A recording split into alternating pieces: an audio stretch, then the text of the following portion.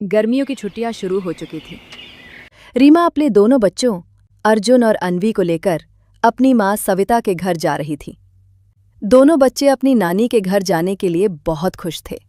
माँ, अजीब नहीं है? नानी तो हर साल छुट्टियों से पहले हमें जल्दी आने को फोन करती थी कि जल्दी आ जाओ, जल्दी आ जाओ। पर इस बार उन्होंने एक बार भी फोन नहीं की। हाँ माँ, क्या नानी हमसे नाराज है? नहीं बेटा, ऐसा कुछ नहीं है। जब हम नानी के घर पहुंचेंगे ना, तो वो हम सबको देखकर बहुत खुश हो जाएंगी। कुछ देर बाद वे नानी के घर पहुंचते हैं। रीमा ने अपने घर का दरवाजा खटखटाया, पर कोई जवाब नहीं आया और रीमा की माँ भी बाहर नहीं आई। अरे ये क्या माँ, दरवाजा क्यों नहीं खोल रही?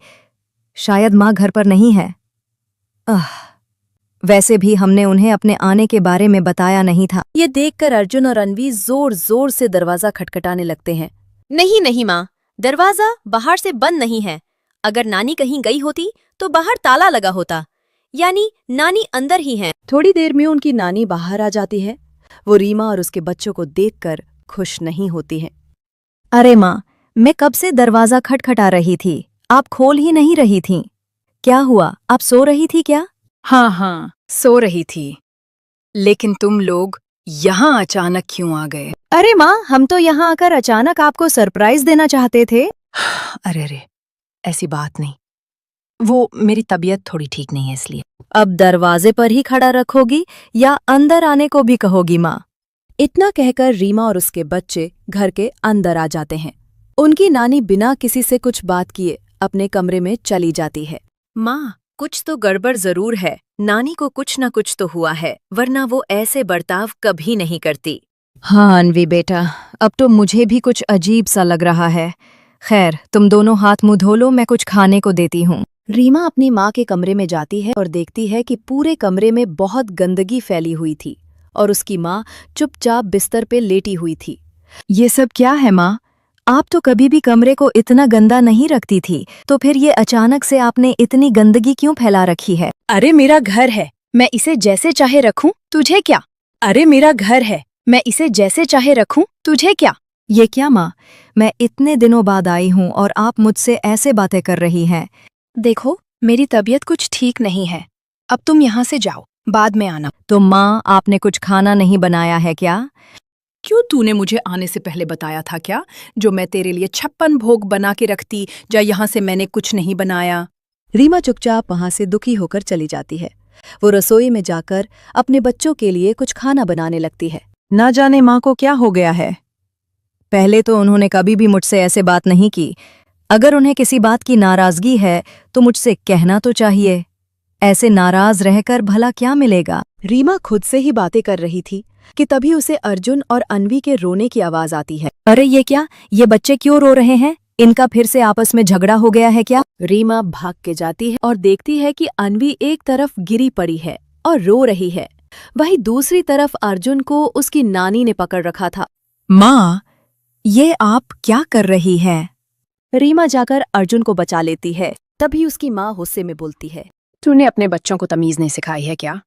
मैंने इनको साफ साफ मना किया था कि कुछ भी हो जाए ये ऊपर मेरे कमरे में ना आए, लेकिन इन्होंने मेरी बात नहीं मानी। अरे माँ, वो तो बच्चे ही है ना, उनसे गलती हो गई, आप उन्हें ऐसे मार क्यों रही हैं? लेकिन मुझसे जबान मत लड़ा।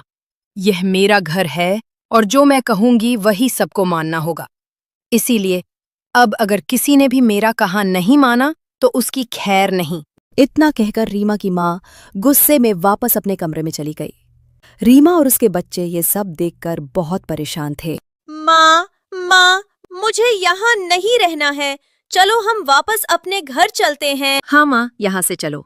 नहीं बच्चों, ऐसे नहीं बोलते। नानी माँ, तुम दोनों से बहुत प्यार करती है ना, तो क्या वो तुम पर थोड़ा सा गुस्सा भी नहीं कर सकती? नहीं माँ, वो हमारी नानी माँ नहीं है। ये तुम क्या कह रहे हो बेटा?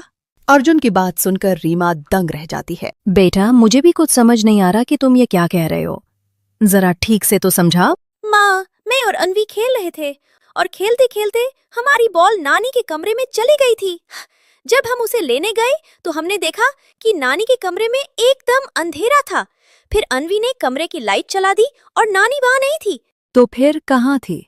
माँ नानी की जगह कमरे में एक डरावनी सी चुड़ैल थी और वह छत की दीवार पर उल्टी लटक रही थी। क्या?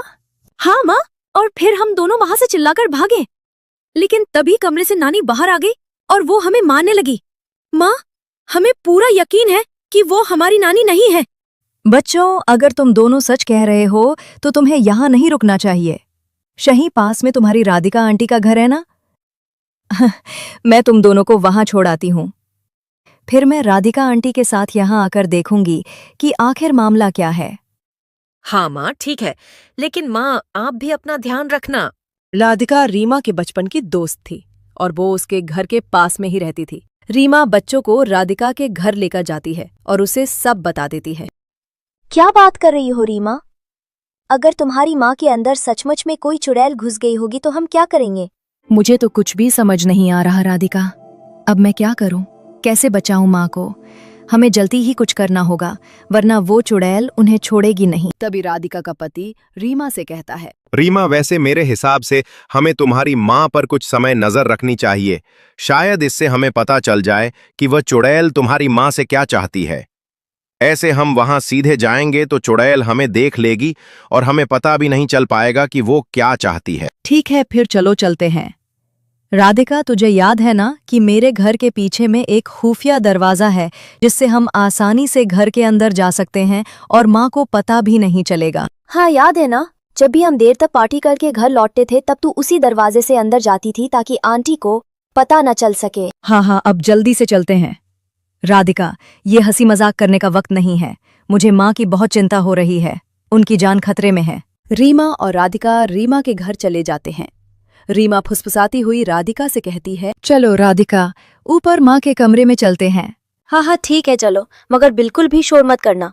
हमें चुपचाप जाकर पता करना पड़ेगा कि आखिर वहाँ हो क्या रहा है। वो दोनों अपनी माँ के कमरे तक पहुँचती हैं और तभी उन्हें कुछ आवाजें सुनाई देती हैं। एक आवाज काफी डरावनी थी और दूसरी आवाज रीमा की माँ की थी। तुम्हें तो मेरा शरीर चाहिए था ना, तू ले लो।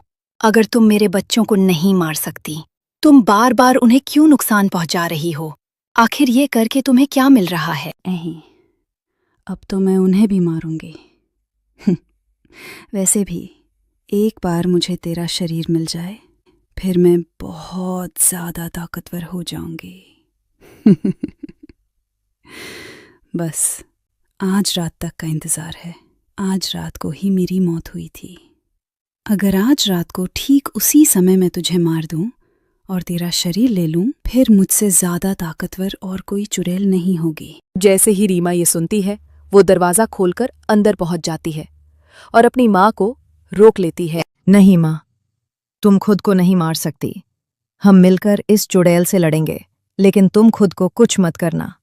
तू और मुझसे लड़ेगी? तेरे जैसे इंसानों को तो मैं एक पल में मसल सकती हूँ।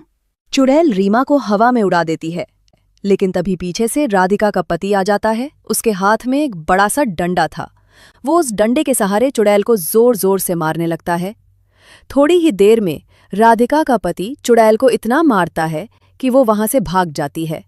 ऐसा करने से रीमा और उसकी माँ उस चुड़ैल के चंगुल से आजाद हो जाती हैं। राधिका, अगर तुम और तुम्हारे पति आज नहीं होते तो आखिर मेरी माँ का क्या होता?